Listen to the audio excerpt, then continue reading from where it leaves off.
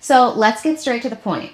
The Chase 524 rule is Chase's unwritten but very real rule that states that if you've opened 5 or more personal credit card accounts across any bank within the last 24 months, Chase will generally deny your application for a new Chase credit card. It's that simple and it's that strict. 5 or more accounts.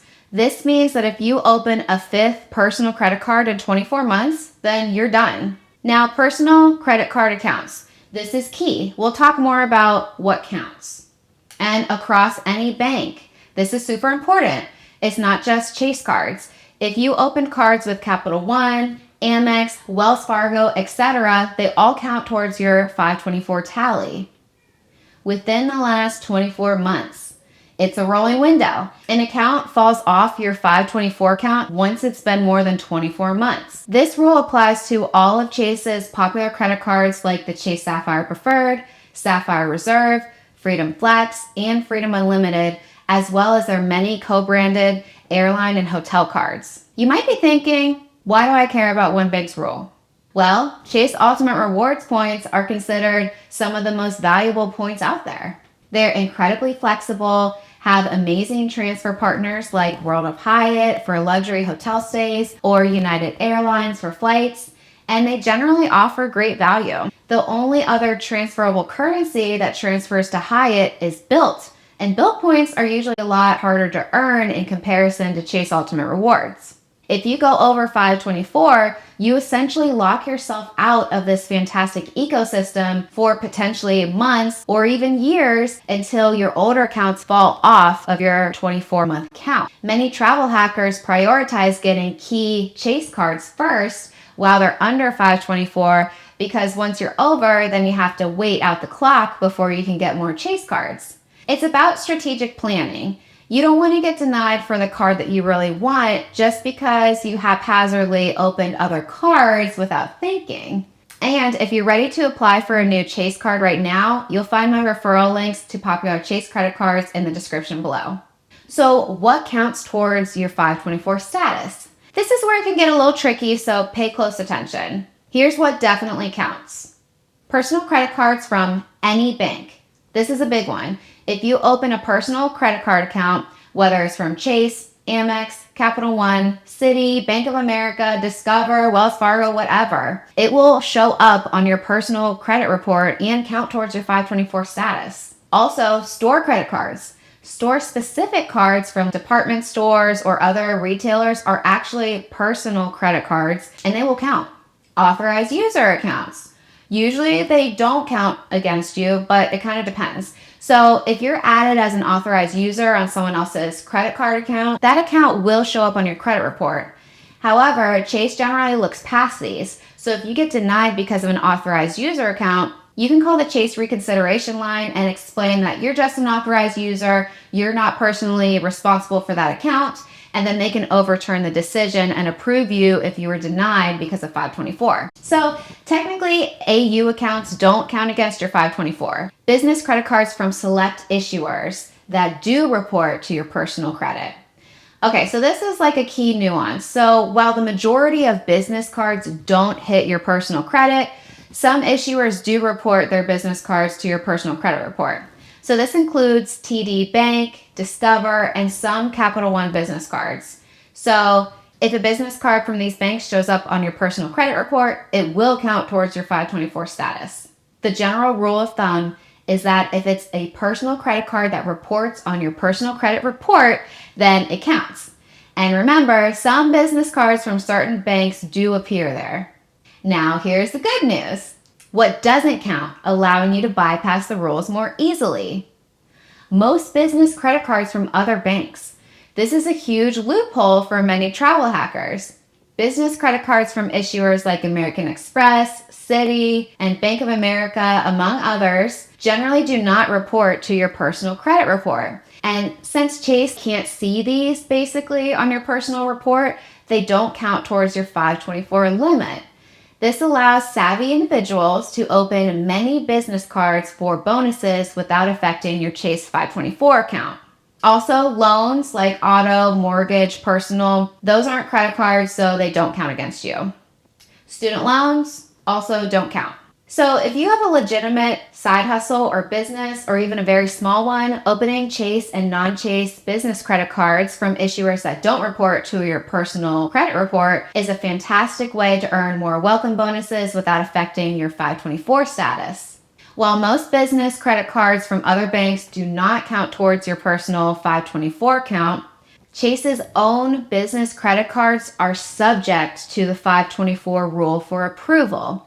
So if you apply for a Chase Inc. Business Preferred, for example, you need to be under 524 in order to get approved. But once you have it, that Chase business card itself does not add to your 524 count for future card applications.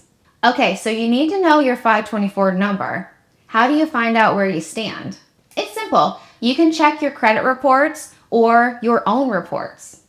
Annualcreditreport.com. You're entitled to a free credit report from each of the 3 major bureaus once every 12 months. There's also credit monitoring services, so apps like Credit Karma or your bank's credit monitoring, like Chase's Credit Journey, Amex My Credit Guide, Discover Scorecard. They can also give you quick access to your open accounts and opening dates. Once you have your report, simply count how many personal credit card accounts have an open date within the last 24 months. That's your 524 number. Remember to ignore any business cards that don't report to your personal credit, and usually ignore authorized user accounts. Or use your own records. So I think that this is the simplest method. Keep a spreadsheet of every credit card that you open, including the date that you opened it. This is what I do. And to make it even easier for you, I've created a free credit card organizer spreadsheet. So this spreadsheet's designed to help you track all of your credit card signups, welcome bonuses, and help you calculate your 524 status. It takes the guesswork out of it so you can easily tell if you're under or over the limit at a glance. You can grab your free copy linked down in the description below. So now that you know the 524 rule, how do you play the game more effectively? Well, number 1, prioritize Chase cards first. While you are under 524, focus on getting the Chase cards that you want the most, like Sapphire Preferred or Reserve, all of the business cards if you're eligible for business cards, and some of the airline or hotel cards. Also, apply for business cards that aren't from Chase. If you have a legitimate business, even a small side hustle, selling crafts online, freelance work, etc., apply for business cards from issuers like Amex, Citi, Bank of America, and others that are known to not report on your personal credit. If you aren't sure if you're eligible for business credit cards, check out my video on business card applications. And a third thing you could do is just wait it out. If you're over 524 and you really want a specific Chase card, really your only option is to stop opening new personal cards and wait it out until your older accounts fall off of your 24-month count. And just know application rules. So beyond 524, Chase also has rules like applying for only 2 cards every 30 days. You should always research the issuer's specific application rules before you apply. It's all about planning your application strategically. Think long term. This is a marathon, not a sprint. Let's quickly hit some common pitfalls. Number 1, not tracking your cards. Don't guess, keep a spreadsheet. When you get really deep into this game, there's no way to remember when you open all of these cards if you aren't writing them down, especially if you have 2 players and you're keeping track for the 2 of you. Don't assume that only Chase cards count. This is a Chase rule, but bank cards from other banks count. And don't forget about reporting business cards. Don't get tripped up by TD Bank, Discover, or certain Capital One business cards that do report to your personal credit. Now, this usually isn't a problem because there are way better cards out there for travel hacking. And for Capital One, the Spark Cash Plus and VentureX business cards, they don't count against 524, so you're safe there. And watch out for store cards. So these are personal credit cards that can quickly push you over 524. Don't open a store card to just save $20 on your purchase and lose out on $1,000 plus from a lucrative travel credit card. And then number 5, getting denied and not calling reconsideration. So if you do get denied for 524 because of an authorized user account, definitely call. A human can often overturn that. Avoiding these simple mistakes can save you a lot of frustration. The Chase 524 rule is a fundamental concept in travel hacking that every aspiring points and miles enthusiast needs to understand. With a little planning and awareness, you can successfully navigate it and unlock access to some of the most lucrative travel rewards programs out there. If this video demystified the Chase 524 rule for you, please give it a thumbs up and subscribe for more points and miles strategies. If you want to dive deeper into the fundamentals of points and miles, comment the word travel below in the comment section. I'll send you one of my free beginner's guides to points and miles, which tells you exactly how to get started step by step. You can also find it in the description of this video. Thanks for watching, happy travels, and I'll see you in the next one.